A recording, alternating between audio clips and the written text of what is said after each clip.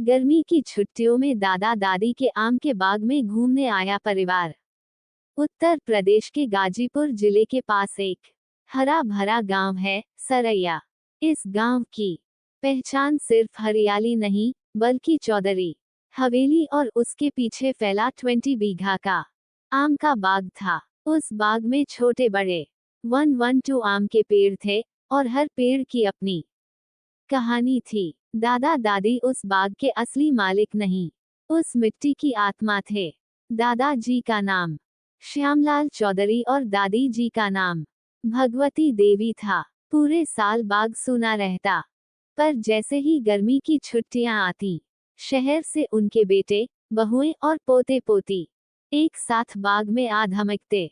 इस बार की छुट्टियों में 3 बेटे और 2 बेटियां अपने अपने परिवार के साथ शहरों से चले। मुंबई से राकेश भैया, उनकी पत्नी रीना भाभी और 2 बच्चे। दिल्ली से सीमा दीदी अपने पति और बेटी के साथ। पटना से छोटे भैया, जो पहली बार अपने 3 साल के बेटे को गांव ला रहे थे। ट्रेन से उतरते ही पंखे से लू टकराई, पर दादी के चेहरे पर जैसे ठंडक का झोंका था। हमरा नाती लोग आ गया, कहकर उन्होंने कुएं से पानी निकाल लिया।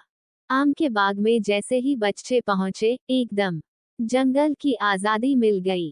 खुशी और पिंकू एक पेड़ पर झूला बांध रहे थे। टिंकू और मन्नू आम तोड़ने की प्लानिंग कर रहे थे। दादी ने टोकरी में कच्चे आम, नमक और मिर्च पाउडर रख दिया। लो बच्चा लोग, मजा लो। पायल बोली, दादी, यहाँ कोई वाईफाई नहीं है, फिर भी सब कुछ मजेदार क्यों लग रहा है? दादी मुस्कुरा के बोली, क्योंकि बिटिया, यहाँ दादी फाई चलता है, जिसमें सिर्फ प्यार की स्पीड है। दादी ने तय किया कि सभी बच्चों को बाग में ही खाना मिलेगा। सभी बहुएं और बेटियां मिलकर बाग की खुली रसोई में जुट गईं। मेनू था बैंगन का भरता, चने की दाल, मक्के की रोटी, आम की चटनी और अंत में कच्चे आम से बनी कुल्फी। खाने के बाद सबने अपने पत्तल बकरियों को दिया। शहर के बच्चों के लिए ये पहली बार का बायोडिग्रेडेबल अनुभव था। सुबह होते ही बच्चों ने बाग से आम चुराना शुरू कर दिया, लेकिन दादाजी की आंखें सब देख रही थीं। दोपहर को सबको पकड़ लिया गया और सजा मिली। आम की चोरी का नाटक बनाओ और परफॉर्म करो। सब बच्चों ने मिलकर एक छोटा नाटक किया, आमराज्य का खट्टा मीठा युद्ध, जिसमें मन्नू बना आम का राजा और खुशी बनी आम की रक्षक रानी। दादी ने ताली बजाकर बोला, हमार बाग में अब नाटक भी होने लगा। तीसरे दिन अचानक दोपहर में हल्की बारिश शुरू हुई। बच्चे बाग में भीगते हुए आम के पत्तों के नीचे छुपा। किसी ने गाना गाया, भीगी भीगी रुत में तेरा इंतजार तो करें। बारिश में भीगकर सभी बच्चे पेड़ के नीचे एक दूसरे को पत्तों से ढांकते। दादी छाता लेकर दौड़ी, पर फिर खुद भी भीग गई। दादी बोली, बचपन फिर से जीने का नाम है। गांव की बारिश।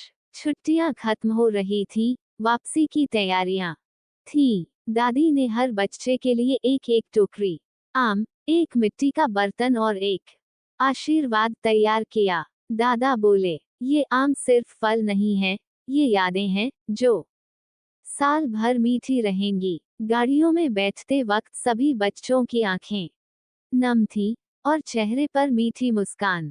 गर्मी की छुट्टियां सिर्फ स्कूल से ब्रेक नहीं होती, ये रिश्तों को जीने, मिट्टी को महसूस करने और आम के बाग में बचपन दोबारा पाने का समय होती हैं। दादी का आम महोत्सव। जब गांव के आम के बाग में आया टीवी चैनल। गर्मी की छुट्टियां खत्म हो रही थीं, पर बच्चों के दिल में दादा दादी के आम का बाग बस गया था। टिंकू, पायल, मन्नू, खुशी और बाकी बच्चों ने जाते वक्त वादा किया, दादी, अगले साल फिर आएंगे और इस बार बाग में आम का मेला लगवाएंगे। इस साल सब कुछ अलग था। आम ज्यादा पकने लगे थे, दादाजी बीमार हो गए थे और बाग पर कुछ लोगों की नजर भी थी, जो बड़े रिजॉर्ट बनाना चाहते थे। टिंकू ने कहा, अगर बाग बिक गया तो हमारी छुट्टियां भी बिक जाएंगी। दिल्ली से आने के 2 दिन बाद बच्चों ने गांव में आम महोत्सव का ऐलान कर दिया। प्लान में था आम से बनी चीजों की प्रदर्शनी, बच्चों की आम पर कविता प्रतियोगिता, गांव की दादी नानी की आम की रेसिपी, वॉक और सबसे खास टीवी चैनल की लाइव रिपोर्टिंग। रीना भाभी बोली, अरे वाह, अब हमारी अम्मा टीवी पर दिखेंगी। 3 दिन में बाग में क्या क्या बना। आम के पत्तों की तोरण, बांस की झोपड़ी में आम का ठेला, मिट्टी के कुल्हड़ में आम की ठंडी लस्सी और बच्चों के हाथ से बना पोस्टर, बचाओ आम का बाग, बचाओ बचपन की यादें। गोरखपुर से आई एक लोकल न्यूज चैनल की टीम ने जब दादी से सवाल किया, आपको कैसा लग रहा है ये सब देख कर, दादी बोली, हमार आम सिर्फ फल नहीं हवन, ई हर पेड़ पे हमार एक किस्सा टंगल बा। कैमरा रुक गया, लेकिन लोग क्लैप करने लगे। गांव की औरतों ने आम से 21 तरह की चीजें बनाई। आम पन्ना, आम लड्डू, आम चटनी, आम इडली, आम कुल्फी। बच्चे स्टॉल पर खड़े होकर हर आम को नाम दे रहे थे। राम के आम, भौंकने वाला आम क्योंकि उसमें कुत्ता भौंका था जब तोड़ा। एक बूढ़े बाबा बोले, आज तो लग रहा हम बच्चा बन गिनी। आखिर में बच्चों ने मंच पर आकर गांव वालों से कहा, ये बाग सिर्फ आम नहीं उगाता, ये हमारी जड़ों को सींचता है, इसे काटो मत, संभालो। गांव के प्रधान ने वही घोषणा की, अब ये बाग पंचायत की धरोहर बनेगा और हर साल आम महोत्सव होगा। महोत्सव खत्म हुआ, टीवी पर दादी की तस्वीर वायरल हुई और गांव का आम अब सिर्फ बाजार में नहीं, लोगों के दिल में बिकने लगा। बचपन की यादें, रिश्ते और परंपराएं भी पेड़ की तरह होती हैं। अगर उन्हें बचाया जाए तो आने वाली पीढ़ियों को भी मीठे फल मिलते हैं। जब दादी के आम के बाग में हुई पोती की सगाई, दादी के आम के बाग में हुए आम महोत्सव ने पूरे गांव को हिला दिया था। टीवी पर दादी की हंसी और बच्चों की मेहनत ने बाग को न सिर्फ बचा लिया, बल्कि उसे पूरे जिले की शान बना दिया। अब उसी आम के बाग में होने वाली थी दादी की सबसे प्यारी पोती पायल की सगाई। पायल अब बड़ी हो चुकी थी, दिल्ली में जॉब करती थी और गांव में छुट्टियां बिताना कभी नहीं भूली। वहीं महोत्सव के दौरान गांव के स्कूल में आए अतिथि शिक्षक आदित्य से उसकी बातचीत हुई थी। बात धीरे धीरे दिल तक पहुंची और अब रिश्ता तय था। दादी बोली, ई आम के पेड़ के नीचे बचपन में झूला झूल लू, अब यह पेड़ के नीचे तोहार सगाई हुई। कैसन मीठी बात हुए। बाग को फिर से सजाया गया, पर इस बार कोई सजावट किराए से नहीं आई, सब कुछ जुगाड़ू बहुओं ने बनाया।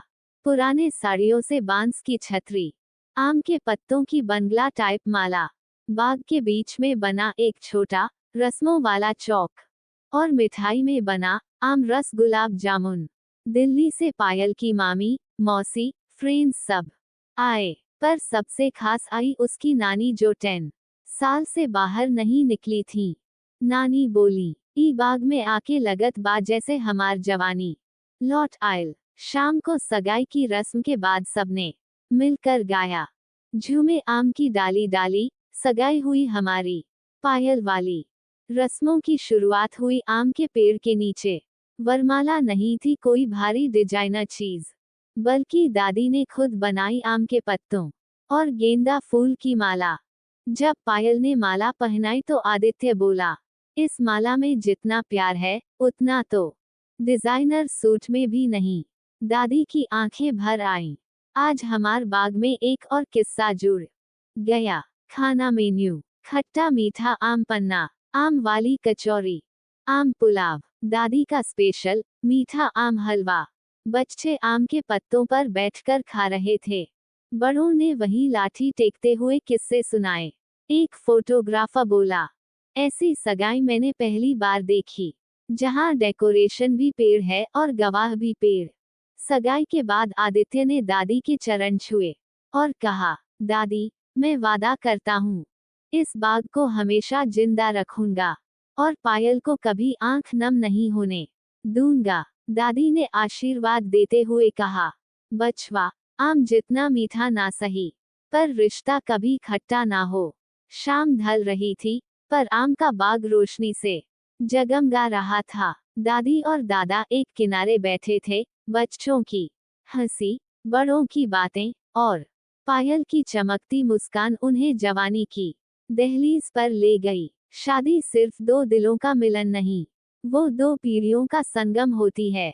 जब वो अपने बाग, अपनी जड़ों और अपनी मिट्टी में साथ निभाते हैं,